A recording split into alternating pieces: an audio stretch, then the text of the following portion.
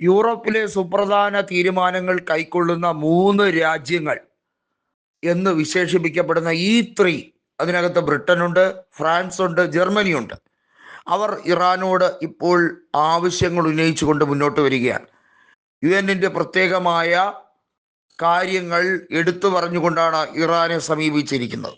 അതായത് നേരത്തെ തന്നെ ന്യൂക്ലിയർ ഡീലുമായി ബന്ധപ്പെട്ട കാര്യത്തിൽ ഒരു ചർച്ചയിലേക്ക്, ഒരു അന്തിമ തീരുമാനത്തിലേക്ക് എത്തിച്ചേരണം എന്ന ആവശ്യം അവർ മുന്നോട്ട് വച്ചിരുന്നു. ഇറാൻ ഈ വിഷയത്തെ ലഘൂകരിക്കാനും അതിനെ ഗൗരവപൂർവമായി കാണാനും ശ്രമിക്കുന്നില്ല.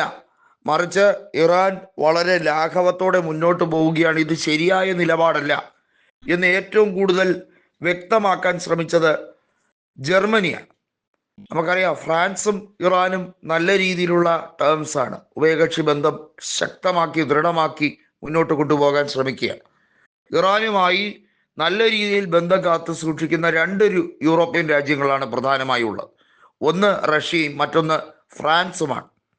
എന്നാൽ ജർമ്മനിയും ബ്രിട്ടനും ഒരു പരിധിവരെ ഇറാന് തലവേദന ഉണ്ടാക്കുന്ന രീതിയിലാണ് കാര്യങ്ങൾ മുന്നോട്ട് കൊണ്ടുപോകാൻ ശ്രമിക്കുന്നത്.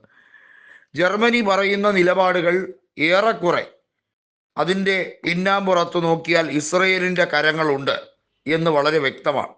ഇസ്രയേലും US പറയുന്നതിനപ്പുറത്തേക്ക് ജർമ്മനി സ്വതസിദ്ധമായ ശൈലിയിലേക്ക് അല്ലെങ്കിൽ സ്വന്തം തീരുമാനങ്ങൾ പ്രാവർത്തികമാക്കാനോ അല്ലെങ്കിൽ അഭിപ്രായങ്ങൾ പറയാനോ ശ്രമിക്കുന്നില്ല എന്ന് വളരെ വ്യക്തമായി തന്നെ മനസ്സിലാക്കാൻ കഴിയുന്നതാണ്. ഇപ്പോൾ ബ്രിട്ടനും ജർമ്മനിയും ഫ്രാൻസും കൂടി എടുത്ത ഇത്തരത്തിലുള്ള തീരുമാനത്തെ ഒരു കാരണവശാലും അംഗീകരിക്കില്ല എന്ന് അതുകൊണ്ടാണ് ഇറാൻ പറയുന്നത്. അവർ പറഞ്ഞിരിക്കുന്ന തീരുമാനമനുസരിച്ചാണ് പ്രവർത്തിക്കുന്നതെങ്കിൽ അമേരിക്കയോട് അടിയറവ് പറയേണ്ടി വരുന്ന സാഹചര്യം ഒരുക്കണം. അതല്ലെങ്കിൽ അമേരിക്ക പറയുന്ന ടേംസ് ആൻഡ് കണ്ടീഷൻ കൃത്യമായി പാലിക്കണം.